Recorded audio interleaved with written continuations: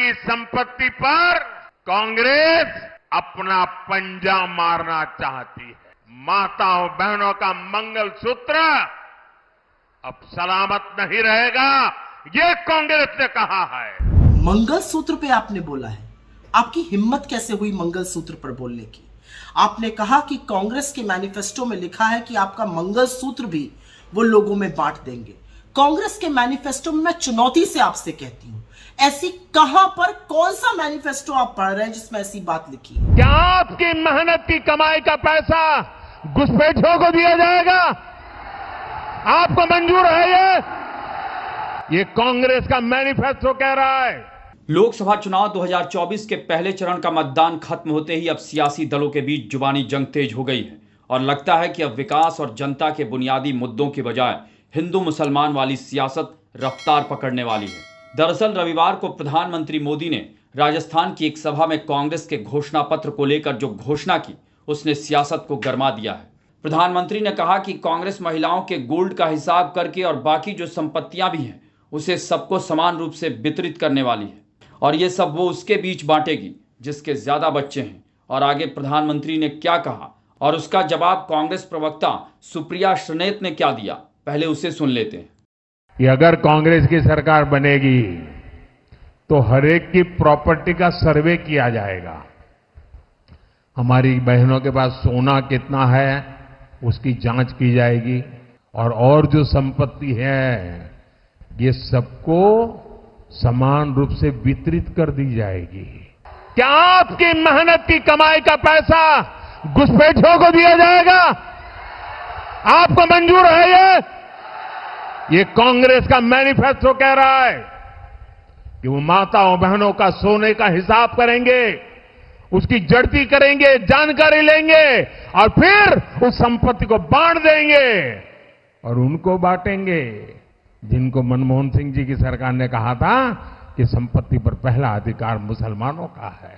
नरेंद्र मोदी जी, जिस दिन से चुनाव शुरू हुआ है आपको सिर्फ हिंदू, मुसलमान, मुस्लिम लीग, मुगल रूल, मीट, मुर्गा, मछली यही सब दिख रहा है। कहां लिखा है कि हम लोगों की संपत्ति लेकर बांट देंगे?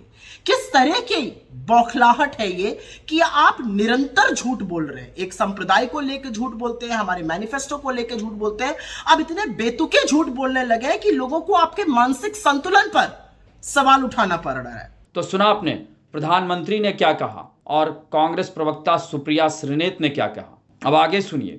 प्रधानमंत्री ने यह कहा कि अर्बन नक्सल की सोच रखने वाले मां बहनों का मंगल सूत्र भी बचने नहीं देंगे और उन्हें भी इनसे लेकर बांट देंगे, जिस पर कांग्रेस प्रवक्ता सुप्रिया श्रीनेत ने भी तीखी प्रतिक्रिया दी।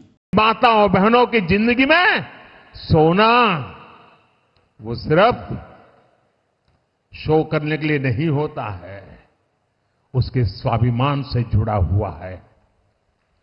उसका मंगलसूत्र वो एक सोने का कीमत का मुद्दा नहीं है, उसके जीवन के सपनों से जुड़ा हुआ है।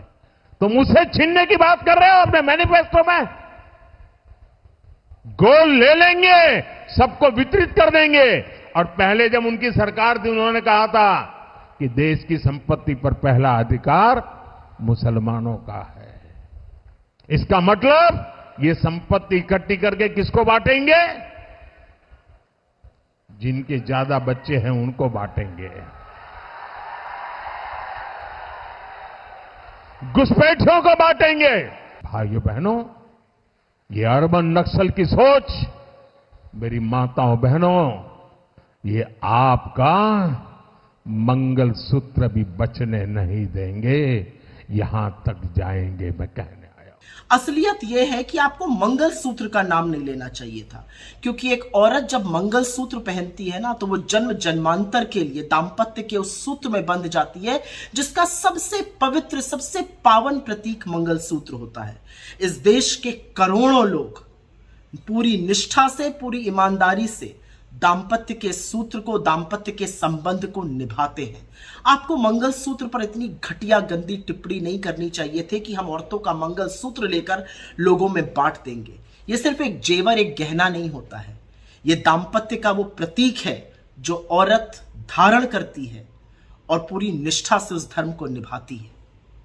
आप भले इसको ना समझिए, लेकिन इस देश के करोड़ों महिलाओं का, करोड़ों बेहताओं का आपने आज घोर अपमान किया है और आपको माफी मांगनी चाहिए। इस बीच प्रधानमंत्री मोदी के इस बयान पर कांग्रेस के तमाम दूसरे नेताओं ने भी पलटवार करते हुए तीखी प्रतिक्रियाएं दी। कांग्रेस अध्यक्ष मल्लिकार्जुन खड़गे ने भी एक्स पर पोस्ट लिखकर प्रधानमंत्री मोदी पर निशाना साधा। साथ ही मल्लिकार्जुन खड़गे ने यहां तक कहा कि वो प्रधानमंत्री से मिलने का वक्त मांगेंगे, जिससे कि वो इस बारे में उनसे चर्चा कर सके।